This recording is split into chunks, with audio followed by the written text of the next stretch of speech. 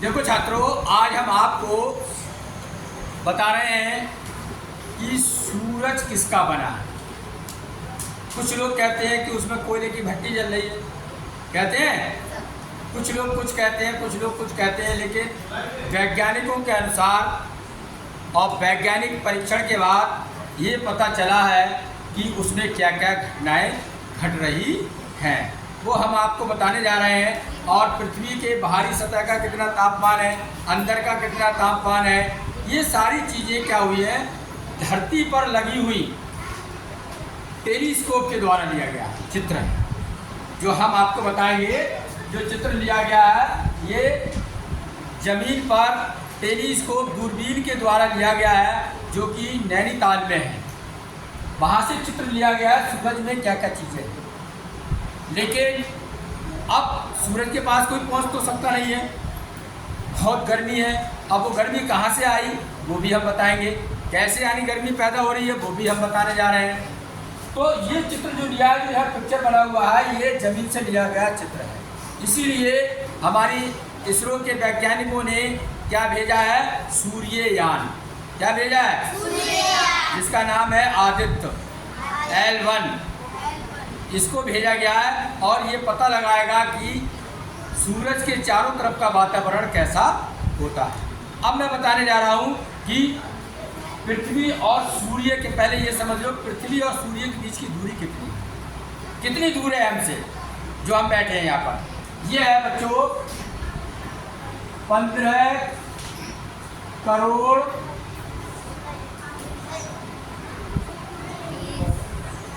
Kilometre. 15 crore kilometre दूर है पृथ्वी से सूर्य। पहली बात ये आ गया, तो यहीं से इसका चित्र लिया गया, वो ही आया यहाँ पर। अब बात आई कि सूर्य के अंदर इतनी गर्मी कहाँ से हो रही है, इतना टेम्परेचर क्यों यानी पैदा हो रहा है। क्या वहाँ भट्टी जल रही है, क्या कोयले की यानी भट्टी है, हैं? और कोयला कभी खत्म हो जाएगा तो यानी अंधेरा छा जाएगा पृथ्वी पर। तो देखो गर्मी क्यों है, गर्मी क्यों है सूर्य के अंदर, सुनो ध्यान से। सूर्य का निर्माण जो हुआ है उसके अंदर क्या क्या चीज़ है, हाइड्रोजन है। क्या है? एक तो यानी हाइड्रोजन बहुत ज़्यादा है, 91% हाइड्रोजन है इसका। क्या चीज़ है? दूसरा है 8.9 हीलियम। तीसरा है भारी तत्व है, इसके अंदर हैवियर एलिमेंट 0.1%।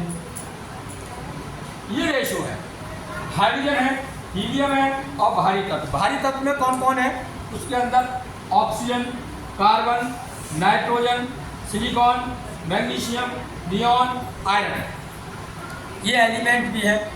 बहुत कम मात्रा में है, 0.1%। तो एनर्जी कैसे पैदा हो रही है, जब यानी हाइड्रोजन आपस में जुड़ते हैं। हाइड्रोजन और हाइड्रोजन का एटम जो होता है, मॉलिक्यूल जो होता है वो जुड़ता है, तो क्या बनता है, इस अभिक्रिया को बोलते हैं नाभिकीय संलयन। नाभिकीय संलयन, जब दो चीज़ें, दो हाइड्रोजन यानी जुड़ते हैं तो बहुत सारी ऊर्जा निकलती है, बहुत सारी एनर्जी निकलती है। वही एनर्जी क्या हो जाती है, गर्मी में बदल जाती है। एनर्जी को ही बोलते हैं हीट, वो हीट को बदलती है। जब दो हाइड्रोजन आपस में जुड़ते हैं, जुड़ने के बाद बहुत सारी एनर्जी निकलती है और एक दूसरा एलिमेंट बनता है जिसका नाम है हीलियम। क्या नाम है? जब हाइड्रोजन जुड़ते हैं तो हीलियम बनता एलिमेंट बनता है 2He4। हीलियम का फार्मूला है ये, समझ में आया? जब ये क्रिया लगातार होती रहती है, जिससे कि सूरज हमारा क्या रहता है, गर्म रहता है। समझ में आई? क्या होता है सूरज के अंदर, हाइड्रोजन आपस में क्या होते हैं, जुड़ते हैं, उनका यानी संलयन होता है, तो हीलियम पार्टिकल बनता है और बहुत सारी एनर्जी निकलती है, जो कि हमारे लिए गर्मी के रूप में प्राप्त होती है, धूप के रूप में प्राप्त होती है। इसीलिए सन का टेम्परेचर बहुत ज़्यादा है, सन का टेम्परेचर बहुत ज़्यादा है। और एक ऐसा समय आएगा कि हर तारे की लाइफ होती है, जिंदगी होती है, जैसे इंसान की ज़िंदगी है। कुछ समय बाद इंसान मर जाता है, इसी तरीके से हर तारा, हर स्टार, सूरज भी हमारा एक स्टार है। क्या चीज़ है? स्टार मानी तारा है हमारा। और भी तारे हैं, जिनकी लाइफ है, जिंदगी है, कुछ समय बाद खत्म हो जाती है। तो इसमें भी यही एक समय ऐसा आएगा लगभग 460 करोड़ साल बाद, तो ये समाप्त हो जाएगा। क्यों समाप्त हो जाएगा? क्योंकि जब हाइड्रोजन खत्म हो जाएगी इसके अंदर, क्या खत्म हो जाएगी? हाइड्रोजन जब खत्म हो जाएगी इसके अंदर की, सूरज के अंदर की, तो क्या होगा? ये सिकुड़ना शुरू कर देगा। कैसा कर देगा? सिकुड़ना शुरू कर देगा। और एक ऐसा समय आएगा कि सारी हाइड्रोजन खत्म हो जाएगी, तो ये क्या बन जाएगा? ब्लैक होल बन जाएगा। काला एक बहुत बड़ा गड्ढा बन जाएगा और इसमें सैकड़ों पृथ्वी समा जाएंगी। सारे जो सैटेलाइट है सब इसमें यानी खींच लेगी अपनी ब्लैक होल। क्या करेगा ब्लैक होल? जब ये यानी सारी हाइड्रोजन खत्म हो जाएगी तो ब्लैक होल बन जाएगा। कौन? सूरज, सन। और इसकी अपनी ओर खींचने की ताकत, ग्रेविटेशनल फोर्स बहुत ज़्यादा बढ़ जाएगा। तो जितने भी तुम्हारे और प्लेनेट्स हैं 8, सबको खींच लेगा अपने अंदर। इतनी ताकत हो जाएगी। यहाँ पर गुरुत्वाकर्षण बल बहुत ज़्यादा होता है। अगर पृथ्वी पर हमारा वजन 1 किलो का है, कितना है? पृथ्वी पर यहाँ बैठे हो 1 किलो का है मान लो, तो मालूम है वहाँ पर कितने का होगा? सूर्य पे होगा तुम्हारा 27 किलो का। समझ में आया? यहाँ पर 1 किलो का है तो सन पर पहुँचने के बाद 27 किलो का हो जाएगा। तो वो एक कम अपनी ओर क्या करता है? अट्रैक्ट करता है। न्यूटन्स का लॉ लगता है, फोर्स ऑफ अट्रैक्शन। सारी चीज़ों को खींच लेगा और इसमें समझ आएंगी सारी। तो ये तो यानी इसकी रचना हो गई कि सूर्य में होता क्या है। अगर कोई पूछे आपसे तो बताना हाइड्रोजन, हीलियम और भारी तत्व होते हैं। जब हाइड्रोजन और हाइड्रोजन जुड़ते हैं तो क्या बनती है? हीलियम बनती है और बहुत सारी ऊर्जा निकलती है, जिससे कि सूर्य गर्म होता है। समझ में आ गया? अब आगे देखो, सूर्य का जो चित्र लिया गया है नैनीताल से लिया गया है, या और भी एक है जगह कोडई कनाल, वहाँ पर यानी बहुत बड़ी हाई पावर की दूरबीन लगी हुई है। क्या लगी है? वो जमीन पर रखी हुई है, आकाश में नहीं है, जमीन पर रखी हुई है। उनसे चित्र लिया गया है। अब देखो कितने भाग होते हैं, कितनी परतें होती हैं इसमें देखो 1 2 3 4 5 6 परतें होती हैं। कितनी होती है इसमें? 6। सूरज में 6 परतें हैं।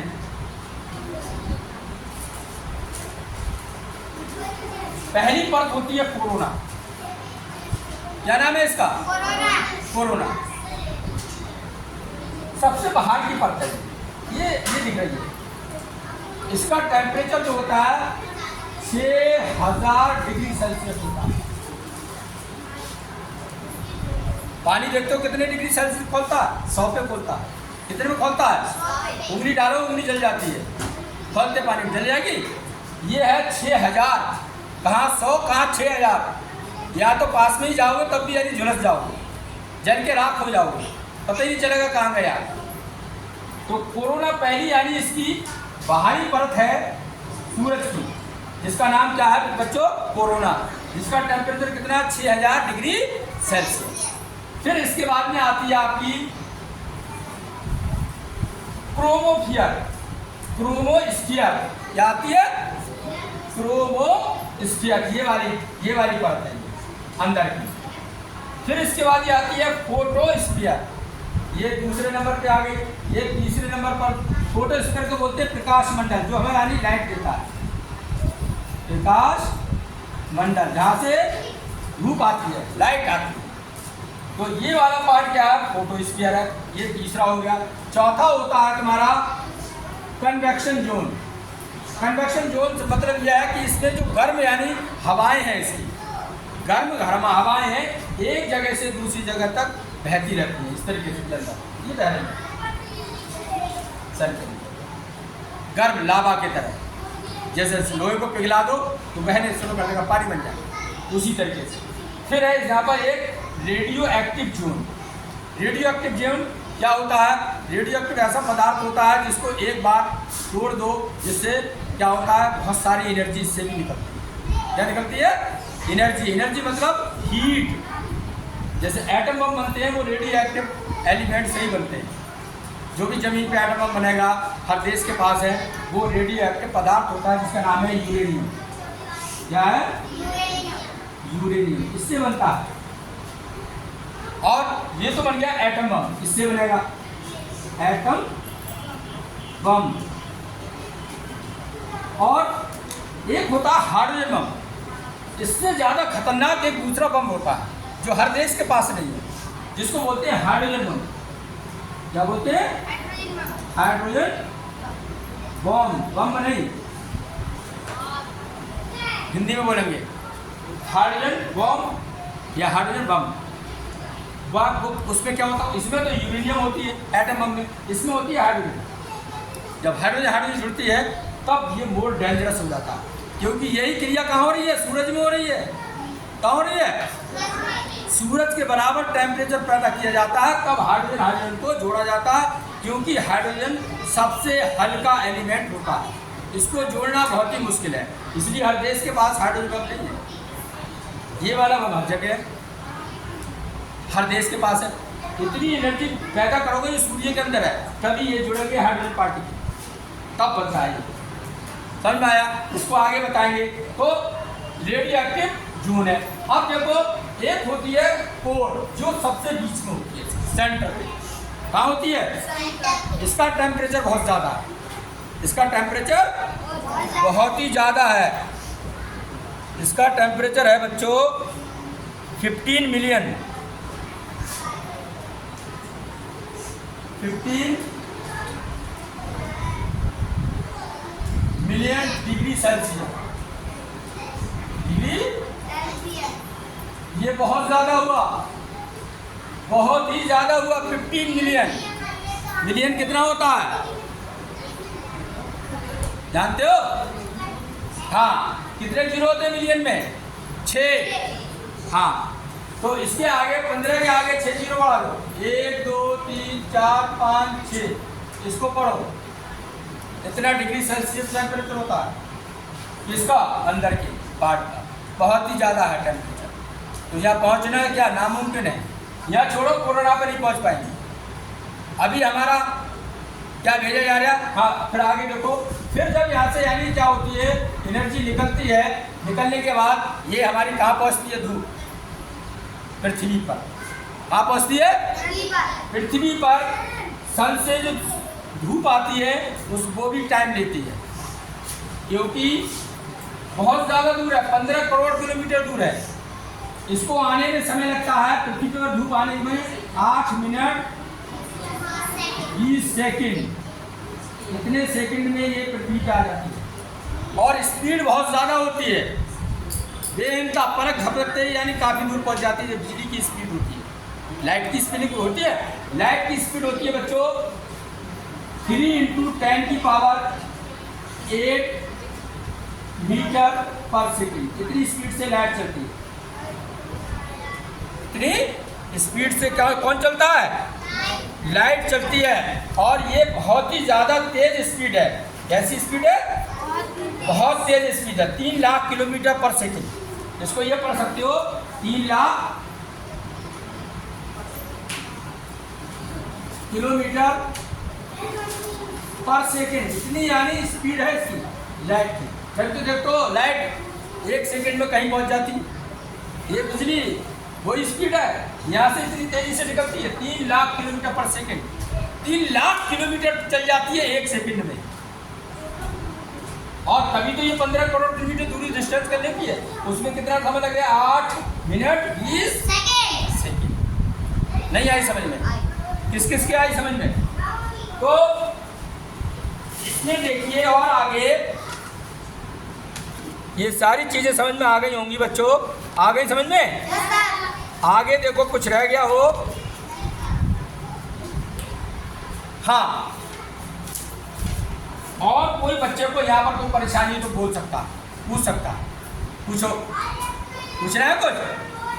पूरी सारी चीज़ें समझ में आ गई?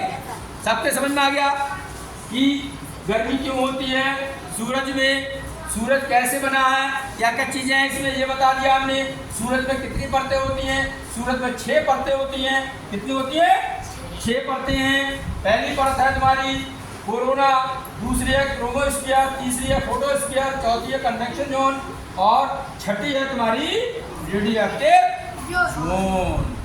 इस तरीके से सूर्य का निर्माण हुआ है और कुछ समय बाद सूर्य भी खत्म हो जाएगा और क्या हो जाएगा? सब में अंधेरा ही अंधेरा। कब होगा? जब ये क्या बन जाएगा? ब्लैक होल बन जाएगा। सारे छोटे मोटे जो भी प्लेनेट्स है, सैटेलाइट है, सबको अंदर संभाले। समझ में आ गया? और कितने सालों बाद? 460 करोड़ साल बाद ये ऐसी घटना होगी, दुनिया समाप्त हो जाएगी। सबको समझ में आ गया? Thank you very much.